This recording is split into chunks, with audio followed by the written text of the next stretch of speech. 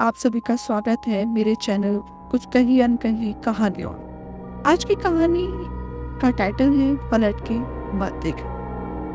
ये कहानी है उत्तर भारत के एक छोटे से गांव कंकालपुर की, जहाँ समय थम सा गया था और रातें कभी शांत नहीं होती थी।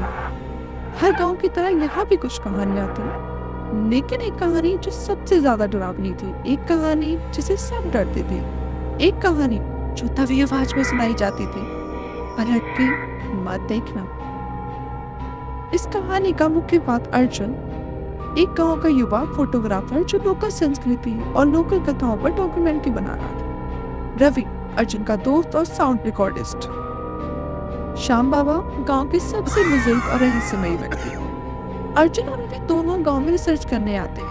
गांव के लोग बात करने में कतराते हैं। जब भी पुरानी हवेली का जिक्र आता है तो लोगों के चेहरे पे डर साफ दिखाई देता है। एक दिन वे दोनों श्याम बाबा से मिलने जाते हैं। श्याम बाबा धीरे से बोलते हैं, वो हवेली शापित है, कोई देर आप वापस नहीं आया।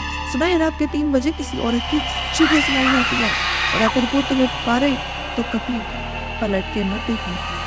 अर्जुन हंस पड़ा, हाँ। बाबा, आज के जमाने में भूत प्रेत नहीं होते।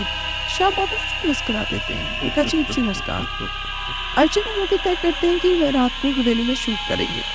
रात के 2:45 वे कैमरा सेट करते हैं। 3 बजे अचानक माहौल ठंडा हो जाता है। चारों ओर सन्नाटा है, जैसे कोई सांस नहीं ले रहा। फिर एक औरत की चीख सुनाई देती है, बचाओ, कोई है क्या, जो बाहर निकालो। रवि डर जाता है, भाई अर्जुन चलो यहाँ से।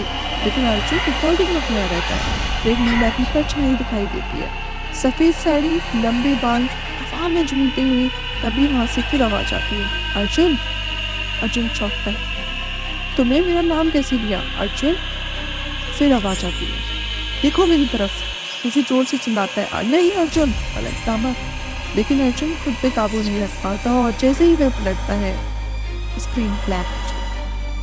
अगले दिन गांव वालों को हवेली के पास रवि बेहोश मिलता है और अर्जुन का कोई पता नहीं। रवि बस एक ही बात बड़बड़ाता रहता है, मैंने कहा था पलटना मत। लेकिन उसने मेरी नहीं सुनी। आज भी गांव में कहा जाता है, हर अमावस्या की रात हवेली से कोई नाम पुकारा जाता है, और अगर वह नाम तुम्हारा है तो याद रखना, पलट के मत देखना।